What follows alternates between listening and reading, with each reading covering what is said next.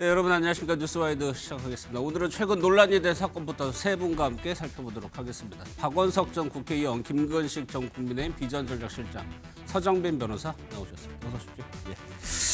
최근에요, 저성노화라고 해가지고 이 열풍의 중심에 섰던 사람이죠. 정희원 저성노화 연구소 대표를 둘러싼 논란이 좀 계속되고 있는데 어떤 사람인지 영상부터 좀 보도록 하겠습니다.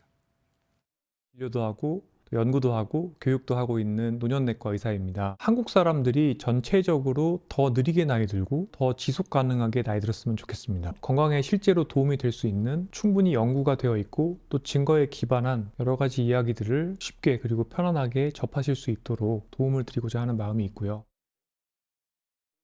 저기 저성노화라는 게 굉장히 큰 이슈였거든요. 꽤 유명했던 분이죠. 그렇습니다. 그 현대 아산병원의 이 노인내과 교수였는데 네. 유튜브나 또 방송 그리고 책을 통해서 굉장히 유명해졌습니다.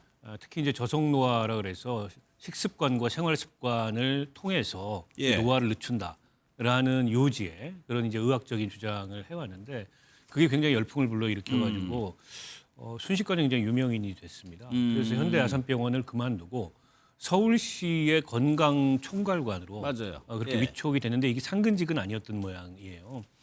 그리고 이제 본인이 개인적으로 연구소를 차려서 예. 방송 출연 활동과 출판 활동 이렇게 해왔고 저분이 저렇게 저성노화라는 그런 어떤 의학적인 주장을 통해서 유명해지니까 각종 그 식음료 업계에서도 그러네요. 예. 이분하고 이제 함께 조인트를 통해서 뭔가 이거 상품을 개발하는 그럼으로써 이제 광고에도 등장하는 예. 굉장히 그 주가를 높이고 있었던 그런 상황이었습니다. 예, 밥도 있고 두유도 있고 이름을 붙은 제품이 저렇게 많이 출시가 된 사람입니다. 그러면 서정민은 지금 한 여성이 있어요. 연구원이라고 하는. 이 여성과의 문제가 있는데 핵심적인 논란이 되는 게 쟁점이 뭡니까? 네, 일단 첫 번째는 앞서 이제 정의원 대표가 지난 7월 이 여성 연구원 A 씨에 대해서 공갈미수 그리고 주거침입 또 이제 스토킹 처벌법 위반으로 고소를 했습니다. 그러니까 본인에 대해서 협박을 하고 돈을 갈취하려고 했다. 또 한편으로는 자신의 의사에 반해서 지속적으로 스토킹을 했다라는 내용입니다.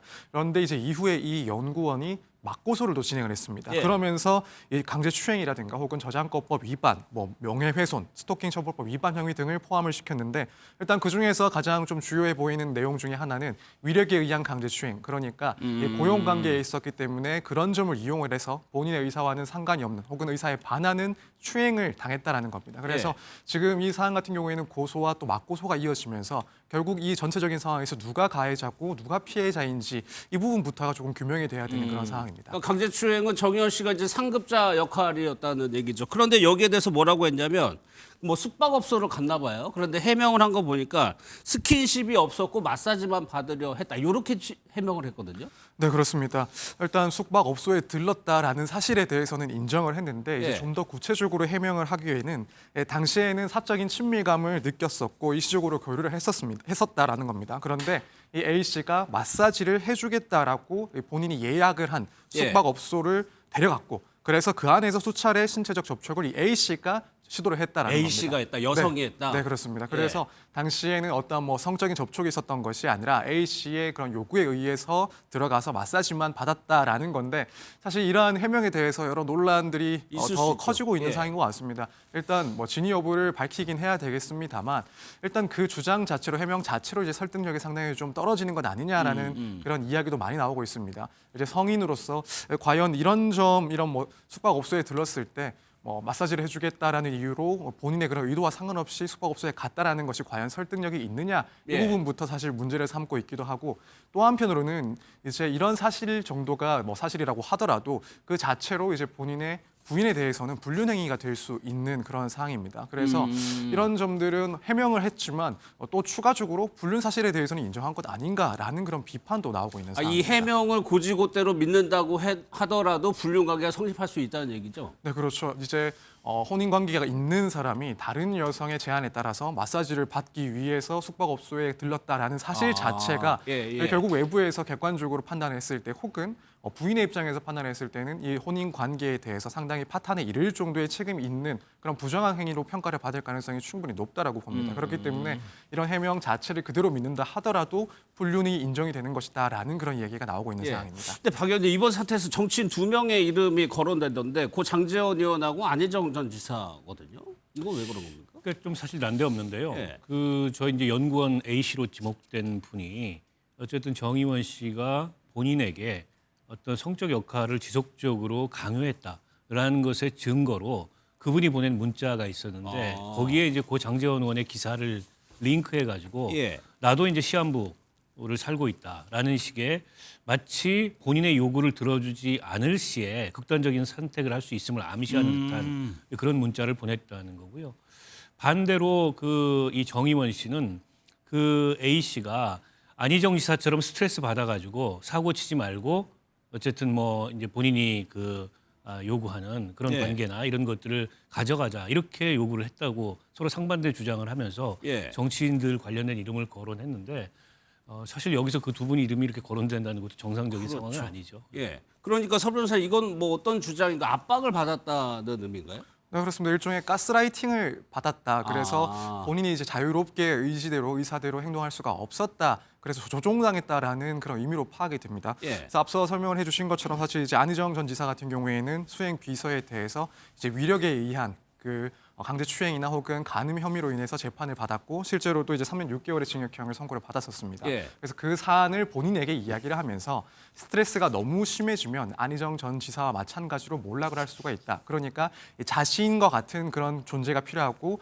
자신과 그런 긴밀한 관계가 유지될 필요가 있다라는 점을 강조했다라는 것이 이제 결국 정 대표의 주장인 것으로 보입니다. 예. 실제 이게 구조를 보면은 이 연구원이 산하기관에 어떻게 보면 상하 관계가 존재하는 관계에서 이런 성적 의혹이 나온 거거든요. 그렇죠. 그러니까 저속노화 연구소라는 이제 연구소 대표를 하고 있고 그 연구소에서 그 고용된 연구원이지 않습니까? 여성 연구원. 그러니까 여성 연구원 입장에서 지금 맞고소를 하는 것은 유력에 의한 성추행했다고 주장할 만한 구조적 근거는 지금 성립이 돼 있는 거죠. 고용인과 피고용인 사이이기 때문에 예. 그래서 아마 사실관계는 드러나야 되겠습니다만 유력에 의한 강제 성추행이라고 하는 문제가 이제 하나의 그 쟁점이 될 것 같고 만약에 그게 아니다 하더라도 또 하나 쟁점을 제가 기사를 보니까 논문을 공동으로 예, 작성해서 그런 것 쓰기도 같아요. 하고 그러는데 예. 그 논문에 대한 여성연구원 A 씨의 기여도 또는 노력에 대해서 이 정의원 씨가 일방적으로 자기 걸로 너무 많이 가져갔고 예. 자신의 노력들을 사실 도용했다는 논론도 좀 있는 것 같아요. 그러니까 예컨대 뭐 이분이 유명해지다 보니까 뭐 어디 칼럼도 쓰고 글도 써서 내고 또 뭐 논문도 쓰지 않았겠어요? 연구 결과도 발표를 하고 이제 그러는 과정에 이 여성연구원 A 씨의 조력과 도움을 받았을 것은 불문가지인 것 같은데 예. 이 문과 쪽이나 이과 쪽이나 특히 이과가 더 그렇습니다만 공동 노력, 공동 작업을 했을 때는 공동 저자로 이름을 그렇죠. 올리고 네. 똑같은 그 기여도를 다 반영하게 되어 있습니다.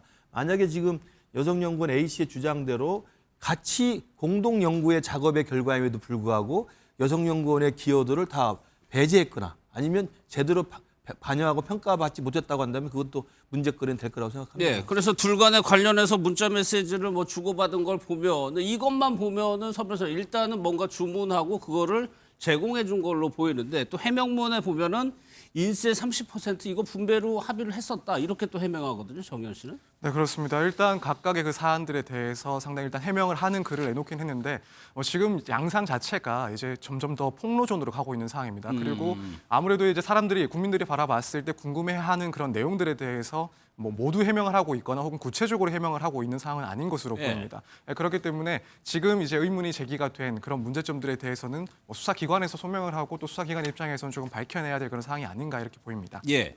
만약에 이게 뭐 판단이 된다면 도덕적인 문제에 끝납니까? 아니면 정의원 대표에게 뭔가 처벌을 할 수도 있는 겁니까? 일단 처벌도 충분히 가능을 합니다. 예컨대 이 칼럼에 대해서 본인이 쓰지 않았는데도 불구하고 이것을 자신의 글처럼 게재를 했다라고 한다면 우선 이 저작권법상 위반 사항에 해당을 할 수가 있습니다. 예. 이제 저작권법에서는 저작자가 아닌 사람이 저작권자를 도용을 해서 출판물 같은 것들을 만들어낼 경우에는 여기에 대해서도 형사 처벌을 하고 있습니다. 예. 이때는 실제 저작자의 동의 의무와 상관없이 처벌 대상이 될 수가 있기 때문에 일단 형사적인 책임을 질 수도 있고 또 한편으로는 뭐 출판사나 혹은 신문사 입장에서 봤을 때는 사기죄가 문제가 될 수가 있습니다. 예. 만약 해당 글이 본인이 쓴 것이 아닌 것을 알았다라고 한다면 당연히 뭐 관련된 업체에서 혹은 신문사에서 그런 글들을 게재하거나 혹은 원고료를 주지 않았을 텐데 이 점을 기망했다라는 평가를 받을 가능성도 있습니다. 그래서 이런 점들은 형사적인 책임까지도 문제가 될 수 있다 이렇게 보여집니다. 예.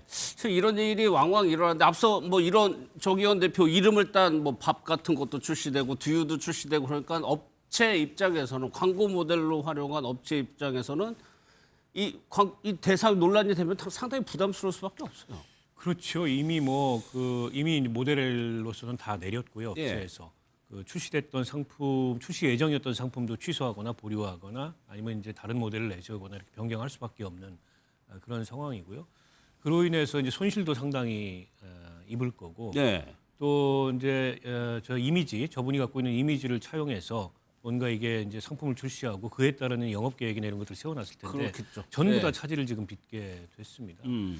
그러니까 통상 이런 그 업계에서 저런 유명인들을 내세워서 그 유명인들의 이미지를 마케팅에 활용하는 그런 마케팅 기법이 유행인데요.